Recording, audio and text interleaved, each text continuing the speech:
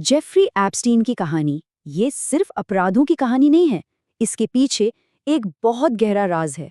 सवाल ये है कि एक कॉलेज ड्रॉपआउट जिसके पास कुछ नहीं था, वो दुनिया के सबसे ताकतवर लोगों के बीच कैसे पहुंच गया। चलिए आज इसी पहेली को सुलझाने की कोशिश करते हैं। देखिए, जो कहानी हमें आधिकारिक तौर पर बताई जाती है, वो एक सबसे बड़े सवाल का जवाब तो देती ही नहीं कि आखिर उसके पास इतनी बेहिसाब दौलत और इतना जबरदस्त असर आया कहाँ से। हाल ही में जो फाइलें सामने आई हैं, वो इशारा करती हैं कि इसका जवाब शायद पैसों की दुनिया में नहीं, बल्कि जासूसी और अंतर्राष्ट्रीय खुफिया तंत्र की अंधेरी दुनिया में छिपा है। लाखों पन्नों की ये फाइलें एक ऐसे करियर की कहानी बताती हैं जो दशकों तक भू राजनीति के साए में चलता रहा। तो चलिए कहानी को बिल्कुल शुरुआत से समझते हैं। और इसकी शुरुआत वॉल स्ट्रीट से नहीं, बल्कि न्यूयॉर्क के एक बहुत ही इलीट, बहुत ही खास प्राइवेट स्कूल से होती है। मतलब उसका करियर देखो तो रॉकेट की तरह भागा। सोचिए 1974 में वो बिना डिग्री के एक स्कूल में टीचर था और कुछ ही सालों में हाई फाई फाइनेंस की दुनिया का एक बड़ा खिलाड़ी बन गया। ये अपने आप में एक बहुत बड़ा सवाल है ना। और दिलचस्प बात यह है कि उसे नौकरी पर रखने वाला हेडमास्टर डोनाल्ड बार CIA से पहले की जासूसी एजेंसी OSS का ऑफिसर था। और उसी वक्त डोनाल्ड बार का बेटा विलियम बार CIA के लिए काम कर रहा था। मतलब शुरुआत से ही एप्स्टीन ऐसे लोगों के बीच था जिनके सीधे अमेरिकी इंटेलिजेंस से तार जुड़े थे। इसे सिर्फ एक इत्तेफाक मानना थोड़ा मुश्किल लगता है। अब वॉल स्ट्रीट छोड़ने के बाद एप्स्टीन का रास्ता एक और भी ज्यादा खतरनाक और खुफिया दुनिया की तरफ मुड़ गया। ये दुनिया थी अंतर्राष्ट्रीय हथियारों के सौदों की। यहाँ उसकी मुलाकात होती है डगलस लीज से, जो एक ब्रिटिश हथियार डीलर था। लीज ही उसे दुनिया के कुछ सबसे बड़े खिलाड़ियों से मिलवाता है, जिनमें दो नाम बहुत अहम हैं। सऊदी हथियारों का सौदागर अदनान खाशोजी और मीडिया की दुनिया का बेताज बादशाह रॉबर्ट मैक्सवेल।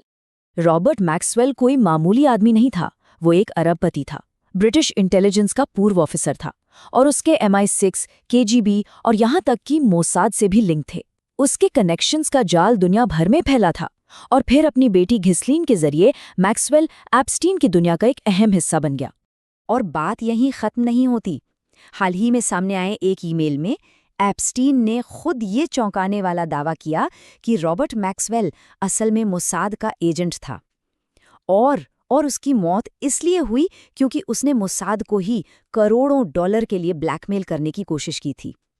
ये सब कुछ हो रहा था 1980s के दशक में, जब ईरान कॉन्ट्रा मामला चल रहा था। ये एक सीक्रेट डील थी जिसमें अमेरिका ईरान को बंदूकों के बदले हथियार दे रहा था और इसमें इजराइल एक बिचौलिए का काम कर रहा था। ये वो खुफिया ऑपरेशन था जो एप्स्टीन के लिए एक टर्निंग पॉइंट बना, जिसने उसे जासूसों, हथियार डीलरों और अवैध सरकारी ऑपरेशंस के एक खतरनाक जाल के ठीक बीच में लाकर खड़ा कर दिया। तो सबूत किस तरफ इशारा करते हैं?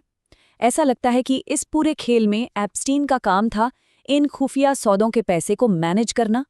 एक तरह से वो एक फाइनेंशियल फिक्सर था और यही वो हुनर था जिसका इस्तेमाल वो अगले कई दशकों तक अपनी ताकत बढ़ाने के लिए करने वाला था। तो अब कहानी आगे बढ़ती है। जैसे जैसे वक्त बीता, एप्स्टीन का रोल भी बदल गया। वो अब सिर्फ हथियारों का सौदागर नहीं रहा, वो अब जानकारी और असर का सौदागर बन चुका था। 2000 का दशक आते आते एप्स्टीन अपने नेटवर्क का इस्तेमाल एक कंसल्टेंट के तौर पर करने लगा था। वो पर्दे के पीछे की डिप्लोमेसी का खिलाड़ी बन गया था।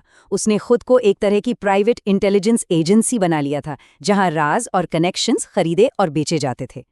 और उसकी पहुंच कितनी गहरी थी, इसका अंदाजा इसी बात से लगाया जा सकता है कि उसके ईमेल से पता चलता है कि उसे बड़ी बड़ी भू राजनीतिक घटनाओं के बारे में पहले से पता होता था।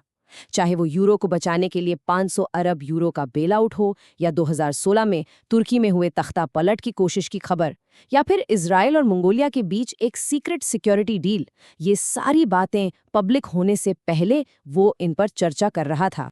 वो दुनिया के बड़े बड़े नेताओं के लिए एक अनऑफिशियल बिचौलिए का काम कर रहा था। जब सीरिया में गृह युद्ध छिड़ा तो उसने इजराइल और रूस के बीच बात कराने की कोशिश की। उसने इजराइल के पूर्व प्रधानमंत्री एहुद बराक के लिए UAE में मीटिंग्स अरेंज की। वो सरकारी चैनलों से बाहर पर्दे के पीछे से अपनी कूटनीति चला रहा था। और बात सिर्फ मीटिंग्स तक ही सीमित नहीं थी। फाइलें दिखाती हैं कि उसका एक साथी लेस वेक्सनर अपने फैशन बिजनेस के लिए उन्हीं हवाई जहाज़ों का इस्तेमाल कर रहा था जो पहले ईरान कॉन्ट्रा के दौरान CIA ऑपरेट करती थी। मतलब उसके नेटवर्क का हर तार कहीं न कहीं खुफिया ऑपरेशंस के इंफ्रास्ट्रक्चर से जुड़ा हुआ था। ये सारी बातें हमें उन फाइलों की तरफ ले जाती हैं जो हाल ही में जारी की गईं। इन फाइलों से जवाब तो कम मिले, लेकिन सवाल और भी ज्यादा खड़े हो गए। और सबसे बड़ा सवाल ये है कि इन फाइलों में जो गड़बड़ियां हुईं, वो सिर्फ एक गलती थी या फिर जानबूझकर की गई लीपापोती। देखिए, 2025 और 2026 में जब ये हजारों पन्नों की फाइलें जारी की गईं, तो मकसद था कि सच सामने आएगा, पारदर्शिता आएगी। लेकिन हुआ इसका ठीक उल्टा। जो नतीजा निकला वो विनाशकारी था, खासकर उन लोगों के लिए जो इसके पीड़ित थे। न्याय विभाग का दावा था कि गलतियां तो बस लगभग 0.001% फाइलों में थीं, लेकिन पीड़ितों के वकीलों का कहना था कि नहीं, हजारों गलतियां थीं। अधिकारियों ने तो इसे छोटी-मोटी चूक बता दिया, पर असलियत ये थी कि पीड़ितों की पहचान सरेआम कर दी गई, जबकि ताकतवर लोगों के नाम आज भी छिपे हुए हैं। सिर्फ एक आंकड़ा सोचिए।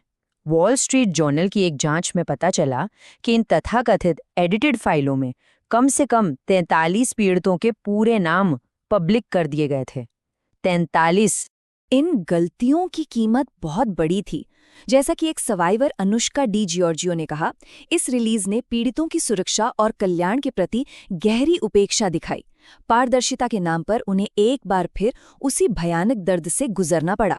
तो इस सब का आखिर मतलब क्या निकलता है? इन सारे बिखरे हुए टुकड़ों को जोड़कर देखें तो क्या तस्वीर सामने आती है? बात इतनी बड़ी है कि अब संयुक्त राष्ट्र मानवाधिकार परिषद भी इस पर बोल रहा है। उनका मानना है कि ये सिर्फ एक आदमी के अपराध नहीं थे, बल्कि एक वैश्विक आपराधिक नेटवर्क था जिसने शायद मानवता के खिलाफ अपराध किए हों। तो आखिर में एक सवाल बचता है। अगर जारी की गई फाइलें हमें एक ऐसे आदमी की झलक दिखाती हैं जो दशकों तक एक प्राइवेट इंटेलिजेंस ब्रोकर की तरह काम कर रहा था, तो जरा सोचिए, जो फाइलें अभी तक सामने नहीं आई हैं, उनमें हमारी दुनिया के बारे में और कितने गहरे और कितने भयानक राज दफन होंगे।